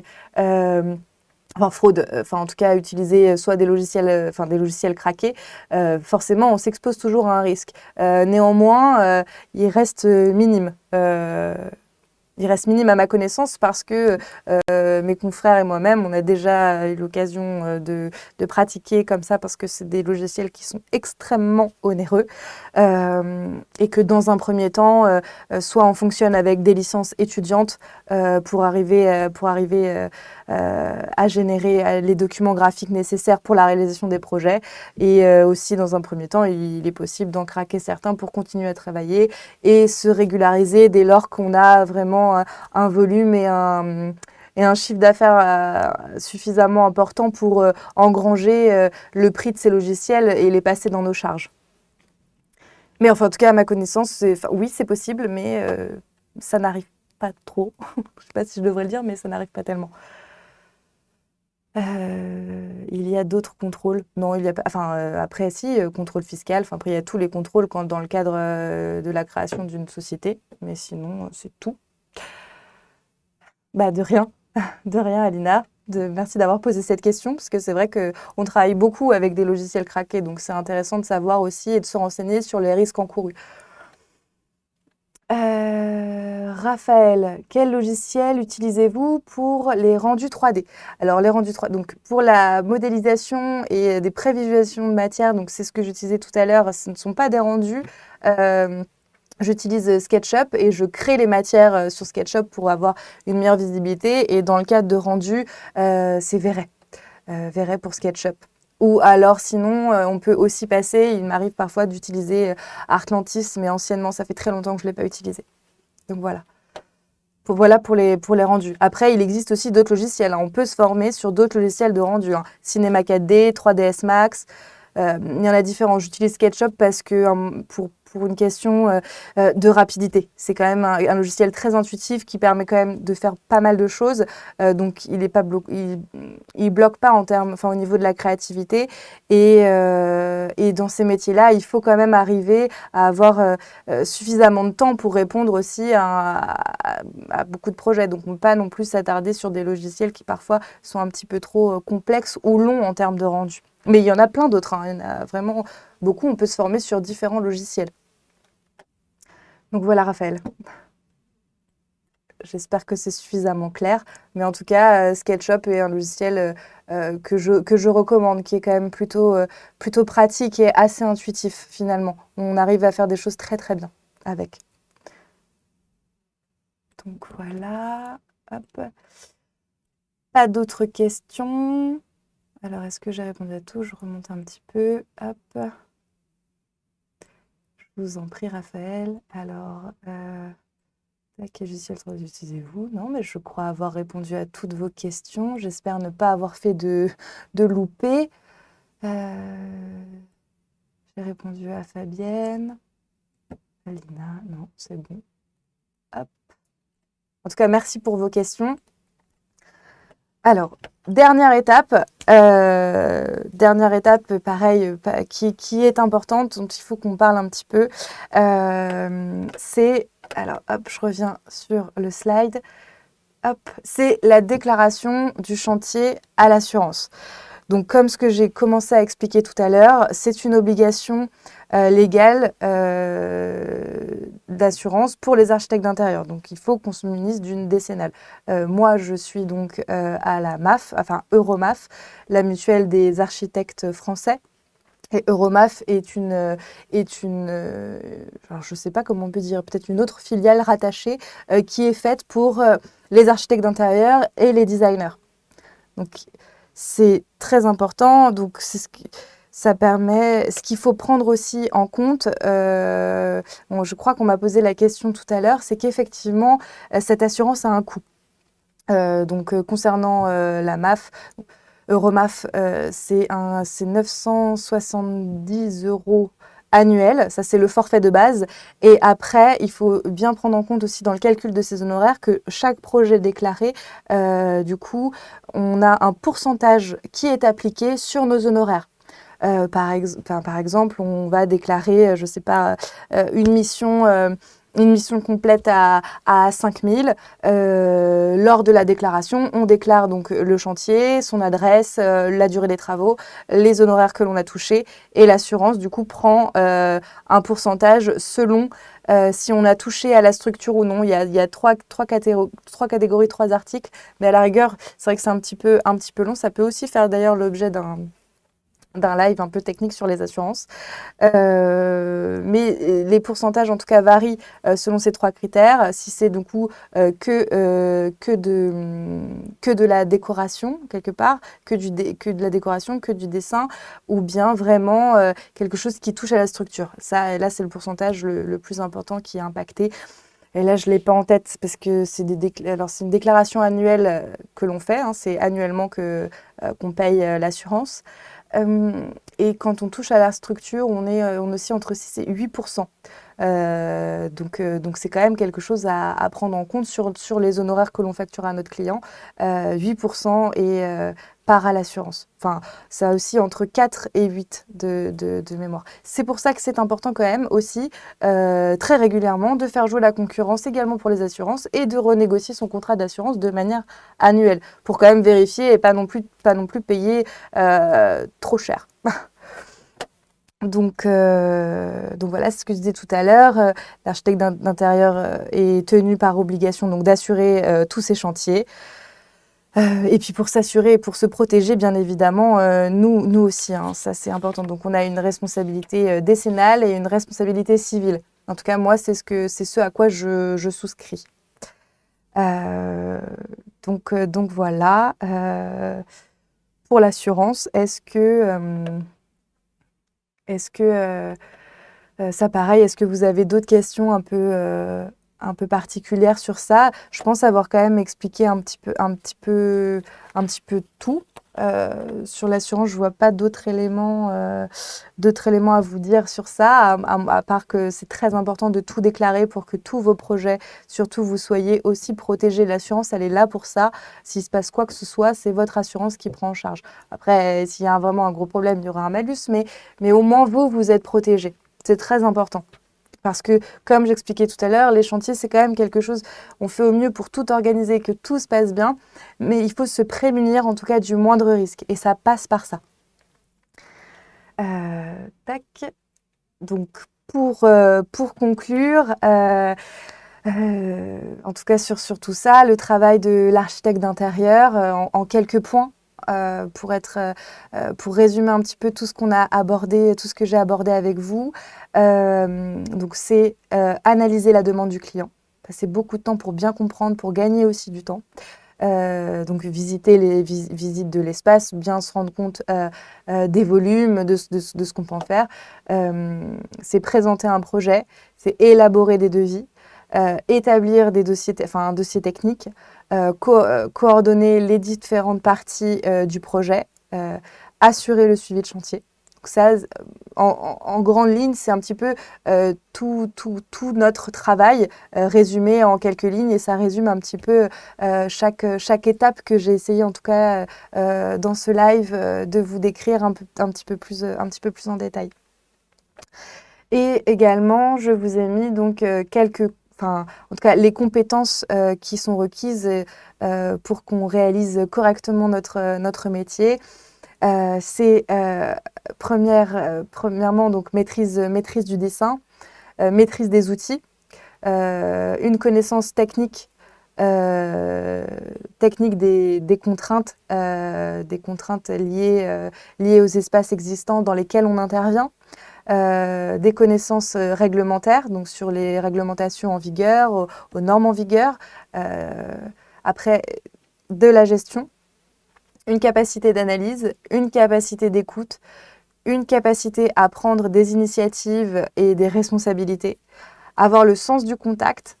C'est important aussi pour, pareil, mettre en confiance, même s'il y a bien évidemment des clés pour que ça se passe bien, c'est aussi, il faut avoir envie de s'immerger, de se plonger dans la vie de nos clients pour arriver à solutionner et à répondre aux problèmes qu'ils ont au quotidien, et arriver à leur créer un espace dans lequel ils seront bien, un chez-soi. C'est très important. De la créativité, rebondir, ça c'est quelque chose qu'il faut travailler, et ça passe aussi par la culture, par une culture visuelle. Emmagasiner un tas de références permet aussi d'avoir énormément d'idées. De l'autonomie, ça c'est important, de la disponibilité, de la rigueur et de l'organisation, voilà, autant que faire se peut en tout cas. Donc voilà un petit peu pour conclure tous ces éléments. Ce qui est important de retenir, c'est que c'est bel et bien un métier de passion qui permet une grande diversité de tâches, et tout ça dans une même journée. Donc là, ce qui est certain, c'est qu'on ne s'ennuie jamais. Donc voilà pour résumer globalement le métier. Hop. Alors, tac. Est-ce que peut-être vous avez quelques questions Alors oui, pardon. Alors, Alina, 8% de notre honoraire part à l'assurance. Par exemple, pour chantier 5 000 €, si on gagne 500 €, l'assurance prend 8% sur 500 €. Alors, dans le cadre du coup de montants comme ça, là, le forfait de base finalement de 900 €, là, il n'y a pas de dépassement. Ça, je pense que sur ce genre de somme, il faut le déclarer bien évidemment, mais c'est directement finalement engrangé par la somme qui est versée de toute manière annuelle. Donc dans les 970 € quelques qui sont déjà payés de manière annuelle. Ça ne vient pas s'ajouter. La somme est trop faible pour dépasser ce montant-là. Donc il y a déjà une sorte, si vous voulez, c'est déjà une sorte d'avance, les 970 pour l'assurance. Donc normalement, là, il n'y a pas de frais supplémentaires concernant le montant de cet honoraire. Xavier, vous travaillez sous Mac ou PC? Une inconditionnelle du Mac. Mais par contre, je sais également travailler sur PC, c'est important. Et puis pour avoir fait différentes entreprises, ces deux écoles, il faut pouvoir jongler entre les deux. Mais mon cœur va à Mac. Donc voilà, je préfère ce système d'exploitation. Et c'est plus pratique Donc voilà, Xavier. Tac, tac, tac. Marie, merci beaucoup pour ce live, mais de rien, avec plaisir. Romy, merci beaucoup. Merci à vous, en tout cas, de m'avoir écouté. Alors, Karine, je relève des cotes. Le relevé, pardon, voilà, excusez-moi, je fatigue un petit peu. Le relevé des cotes intervient en début de phase APS. C'est bien cela, tout à fait. Bien évidemment, on ne peut pas réaliser donc l'esquisse du projet, l'avant-projet sommaire, sans les cotes, de l'élément dans lequel on intervient. J'aurais peut-être dû, merci de relever ça. Il me semble peut-être pas l'avoir dit, mais effectivement, en tout cas, notre métier exige la rigueur d'un géomètre. Et c'est tout à fait cela. Ça intervient à cette phase-là. Enfin, avant, un petit peu avant. Catel, merci, c'était très intéressant. De rien. Merci beaucoup, c'est très complet, intéressant. Ça me touche beaucoup en tout cas. Merci à vous, c'était top. Alors je fais juste, je vous garde 5 petites secondes pour juste vous rappeler, pour ceux peut-être qui n'étaient pas avec nous depuis le début de ce live. N'oubliez pas que la synthèse du live est du coup en lien. Vous pouvez donc télécharger, voilà, je sais pas, je vais remontrer le curseur, ce live directement en ligne. Donc voilà. Donc je tiens alors voilà à vous remercier tous et vous dire à très bientôt. Pour de nouveaux lives. Merci beaucoup pour ce live très instructif, Mélanie. Merci beaucoup. Merci à vous. Et j'en profite aussi pour vous dire que le 13 octobre, un confrère et ami, du coup, animera également un live qui est passionnant, dont le titre s'intitule Décoration, un métier de traduction et de narration. Donc pareil, je compte sur vous pour être présent le 13 octobre. Voilà, je vous remercie à tous et à bientôt. Au revoir.